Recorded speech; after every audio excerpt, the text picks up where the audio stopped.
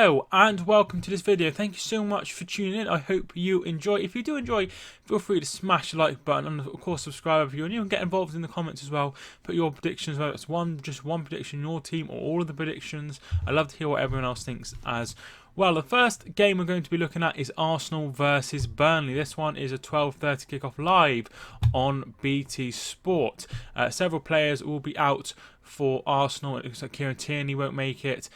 Bellerin is another player who will be injured, as it will be Mavropanos. There's doubts over El Neni and Xhaka as well. Burnley, they'll be out without Stephen Defoe, and then Robbie Brady and Danny Drinkwater will probably miss out as well. So both teams started the season with a victory. Premier League winners Arsenal back in 2004. That was the last time they won the Premier League. They beat Newcastle 1-0. Pierre-Emerick Aubameyang with the goal.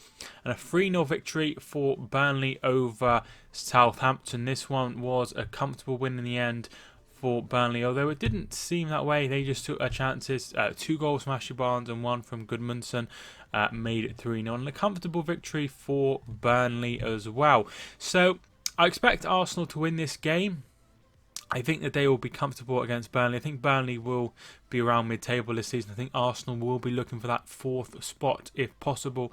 They made some good signings. It'll be interesting to see if David Luiz starts and Nicolas Pepe as well. Maybe they'll have their first starts in an Arsenal shirt in the Premier League. It'll be interesting to see how they get on. But I think Arsenal will have a few players, and it'll be interesting to see if Reece Nelson and Joe Willock keep their places. But I'm going to go 2-0 to Arsenal. I think Arsenal will get the victory. The first 3 o'clock game is Aston Villa versus Bournemouth. So Aston Villa got off to a defeat in the end, but a really pleasing performance, particularly in that first half. They played really well. John McGinn scoring the opening goal against Tottenham Hotspur. And they looked really good. They had some chances as well. But in the end, Tottenham's class proved too much. Christian Eriksen coming on was a really big turning point. Tanguy Ndombele scored the first goal, and then 2 goals from Harry Kane made it 3-1 in the end. But a really pleasing performance for Aston Villa. I thought Heaton played quite well. I thought Tyrone Mings looked very good. John McGinn I was really impressed with, and I think Villa looked good in their opening weekend game. Bournemouth played another team that has got promoted last season. That was Sheffield United. They drew 1 apiece, which is a disappointing result in the end, particularly at home. It was a Mepham goal who made it 1-0. That was in the 62nd minute, but right at the death in the 88th minute, Billy Sharp made it 1-1. That was a bit of some issues at the back there, and he managed to capitalise on them, bundling the ball back into the back of the net. I'm going to go for an Aston Villa win here. I think Aston Villa will get their first win under Dean Smith in the Premier League, and they'll beat Bournemouth in my opinion. Aston Villa had a really good pre-season, and they looked decent against Tottenham, and they're at home. Bournemouth, they only drew with Sheffield United, so I'm going to go for a 2-1 win to Aston Villa. Next game we have Brighton versus West Ham. So Brighton are currently in 5th in the table after their 3-0 victory over Watford. Very good win that. West Ham, they're in the total opposite. They are bottom of the table after a 5-0 hammering at the hands of Manchester City. West Ham, the first sort of 20 minutes, they didn't play too bad against Manchester City, and then Gabriel Jesus made it 1-0 in the 25th minute. Second half, they were ripped apart time and time again. There was a Sterling goal, then there was the goal offside from Gabriel Jesus, and then Sterling scored another one. There was a penalty from Aguero, and then another one from Sterling, who completed his hat-trick. Brighton, their performance was very good last week. They beat, as I said, Watford 3-0, a Decorio goal in the first half, and then 2 goals from substitutions. The first one was Florian Andone, and then recent signing from Brentford, Neil Mopai, made it 3-0. This one could be a interesting game because Brighton, they got off to a good start. West Ham, they got off to a terrible start. But I don't think it was a 3-0 game. Watford created a lot of chances, what I saw on Match of the Day on the highlights. West Ham, it's hard to tell because obviously they're playing the best team in the league. They're playing the champions, and they were ripped apart. So the last time these two met, it finished 2 apiece. Before that, a 1-0 win to Brighton. And then the times before that, The season before that, a 3-0 win to Brighton and a 3-1 win to Brighton as well. So Brighton have had the better results in the last 4 games. Before that, they met in 2012, so that doesn't really count. But over the last few seasons, Brighton have had the beating of West Ham, and I don't see any reason why that won't continue. They're at home. I'm going to go for a 1-0 win to Brighton. I'm going to go for Brighton to get their second win of the season, even though I tipped Brighton to go down. I think they'll beat West Ham. Everton next. Everton versus Watford. So Everton drew 0-0 in their first game against Crystal Palace. 0-0 finished. Schneiderlin was sent off, so they'll be without him for this weekend's game. Watford, they got off to a really bad start. Like I say, that Brighton game, the Corey own goal and then 2 goals from the strikers for Brighton made it 3-0. They had chances. Watford, they created a few chances, but Brighton were very clinical indeed.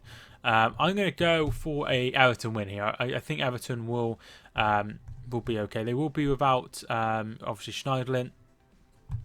Watford will be without Sarr, their recent signing, and probably Welbeck. I'm going to go for an Everton win. I like to see Moise Kean. I really rate him. I hope he does well this season. I like to see him get on the score sheet. But I'm going to go for a 3-1 win to Everton. Next 3 o'clock game is Norwich versus Newcastle. So Norwich got off to a very poor start, losing 4-1 at Anfield, a very tough place to go. But in the first half, they were all over the shop. They created some chances. They created some really good openings. But they didn't take any of them, and they were a bit sloppy at the back. Hanley own goal, Salah, Van Dijk, and then Origi made it 4-0 in the 42nd minute. Second half, they looked a bit better. Pukki scored the only goal of the second half. And I think at half time, I was ready to say Norwich are going down. Like they're terrible. But second half, I thought there was a lot of optimism around how they played, and I think that I was a bit too quick to judge them. I think that they will still struggle. I still think they'll probably go, but I think that they have a lot of cause optimism. They have some really good players. They have Godfrey, I thought was very impressive. They have Max Aarons. They have Pukki. They have Buendia as well, who did well last season. Newcastle, they lost 1-0 to Arsenal. Pierre-Emerick Aubameyang scoring the only goal of the game. Newcastle, they didn't look too bad. They didn't create many opportunities to equalise against Arsenal. I'm going to go for a draw. I'm going to go one apiece. I'm going to go 1 apiece here. I think that Norwich and Newcastle will draw. I don't think there's a lot between the teams. Southampton versus Liverpool. This is probably the biggest 3 o'clock game of the round. Southampton lost 3-0 to Burnley. As said before, Barnes with 2 goals and Goodmanson with the other goal. Southampton created some chances. It wasn't like they were absolutely hammered. They had more shots. They had more possession. They had some good statistics there. Liverpool, as we said, beat Norwich 4-1 and then a 2-2. It finished after extra time in a penalty shootout win over Chelsea. Mane with 2 goals in the middle of Giroud opening the scoring and Jorginho equalising as well. Penalties, they were very good penalties. Firmino, Fabinho, Origi, Alexander-Arnold and Salah all scored. Tammy Abraham missing the 5th penalty and they are through. But I read today that apparently Adrian will be injured. Well, he's picked up a knock because a fan apparently ran on the pitch and I'm not really sure what happened. Apparently he is a doubt for tomorrow's game, so that means Andy Lonergan would be in goal, which would be absolutely insane. He was at Rochdale last season, so that would be interesting to see how he gets on. He will have a world class defence with Robertson, with Gomez or Matip, Van Dijk and Alexander-Arnold. So that is a very, very good defence. So it's not like they're going to just concede buckets of goals because they've got a goalkeeper who's probably not good enough for the Premier League in goal. I think that they will be all right. I'm going to go for a 3-1 win to Liverpool. I think Liverpool will be fine. I think they'll be a little bit tired. We'll just see what kind of side they put out. But I'm going to go for a Liverpool win just simply because they are better than Southampton. And, they've won both of their games so far this season, excluding the Community Shield, which they lost on penalties. So I think this one will be a Liverpool win. I'm going to go 3-0 to Liverpool. The 5:30 game is probably the game of the round in my opinion, and that is Manchester City versus Tottenham. So Manchester City will be without Benjamin Mendy and Leroy Sané, who are both with long-term injuries. Fernandinho is lacking match fitness, and apparently he might start on the bench. With Rodri in, it'll be interesting to see if he takes his place or not, because Fernandinho is such a quality player. Will not play for Tottenham. It's expected that Foyth will be out, Ali will be out, Brian Sessegnon will be out, and Heung-min Son is out through suspension. Manchester City then, they have won both of their games so far this season, beating Liverpool in the Community Shield on penalties, and then beating West Ham 5-0 with Raheem Sterling, of course, scoring that hat-trick.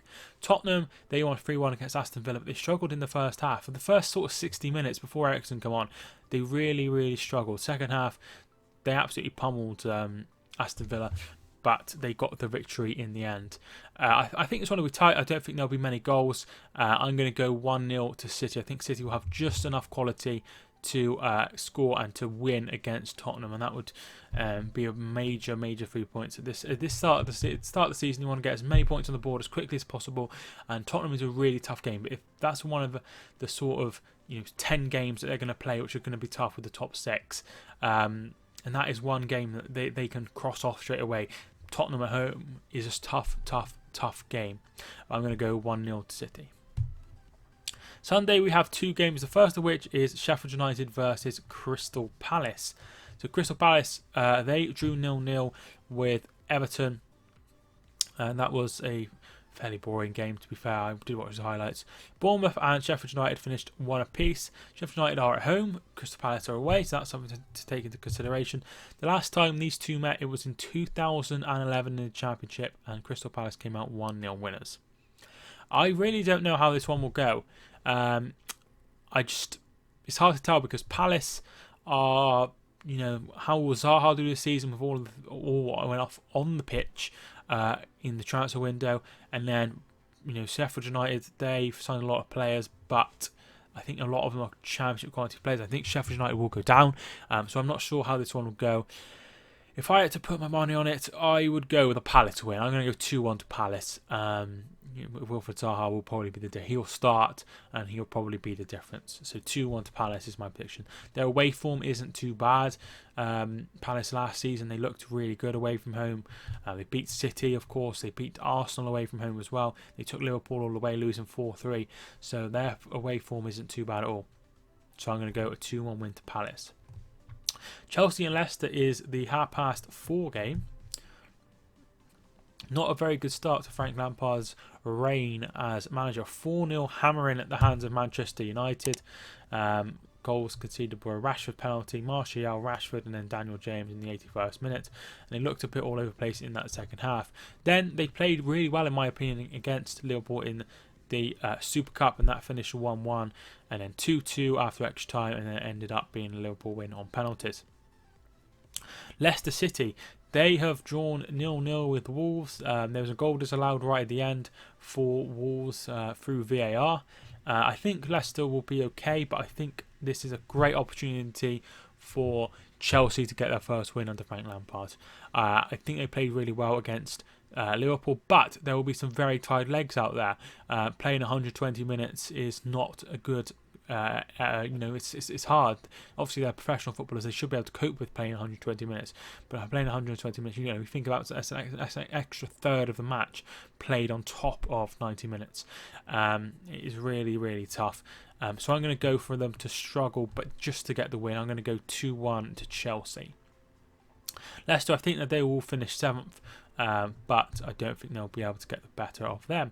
And finally, the next game is Wolves versus Manchester United. This is the late kick-off on the Monday evening, the Monday Night Football. So Wolves have had a different pre-season rather, to everyone else, because they've had the European competition. So in the Asia Trophy, they had a 4-0 victory over Newcastle, and a 1-0 penalty victory over Manchester City, rather. And then they had Crusaders in the Cup, which they've dispatched of them 2-0 and 4-1. Then they had Punic, and they won 4-0 each game. And they had a 0-0 draw with Leicester City. Wolves are at home. They beat Manchester United twice at home last season, once in the FA Cup and once in the Premier League. I don't know how this one will go because Nuno's side are really strong. They did play Thursday, so they won't have much recovery time compared to Manchester United, who had over a week. I'm going to go for a draw here. I'm going to go 2-2. I'm going to go Wolves 2, Manchester United 2. So a draw there for them. I hope you enjoyed this prediction video. If you did, leave a like and subscribe if you're new. Get your comments in and tell me who you think will go through. I'm really interested to hear. But thank you so much for watching. I really do appreciate it. If you did enjoy, I'm really glad. Thank you so much for watching. My name is Mike, and I will see you soon.